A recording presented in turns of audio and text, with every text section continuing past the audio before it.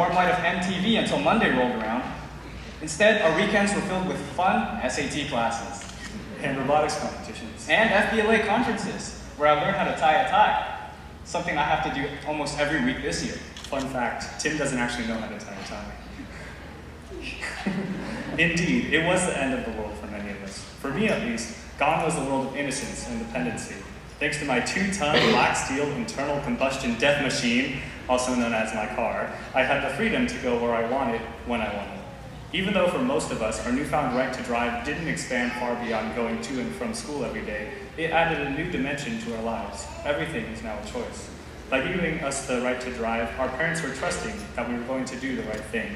For me, that trust from my parents was recognition that I was ready to make my own choices and lead my life in the direction I wanted. Driving was the beginning of my transition to adult life. So, unlike Josh, I was one of the few juniors who actually took the bus home. And I admit it wasn't inconvenience, but I was doing my part to save the environment before the world ended. Thanks for saving the world, Tim. It was tough.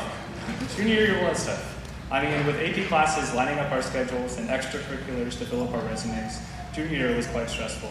I gotta say though, Mr. Rubio and A-Push and Miss McDonald and AP Lang were two of my all-time favorite classes. Also, big shout-outs to Miss Lewis in POE and Miss Briggs in Honors American Literature. So, Josh, you know what they say, right? No. Well, diamonds are formed under great pressure, and that's what's special about junior year. With so much pressure, Tim, we learned to decide what we really cared about for ourselves and not by what others wanted for us. For both of us, extracurriculars is what truly defined what we love in junior year. For me, this love was business, and this love was FBLA. Big shout out to my friend Lillian Chen who introduced me to FBLA. And because of this, I spent weekends at conferences preparing for competitions and winning competitions, and attending conferences to network with students all over the globe. Pursuing my business aspirations has been one key trait of junior year, and it's continuing me to senior year. FBLA defines my junior year, and people always say, do what makes you successful, go for the money. I say, do what makes you happy. For me, my role in the robotics club defined my junior year. I spent almost every day after school until 6 p.m. and often later working on machines for our competitions and volunteer events. It was an amazing experience to spend thousands of hours working with friends for difficult yet interesting problems.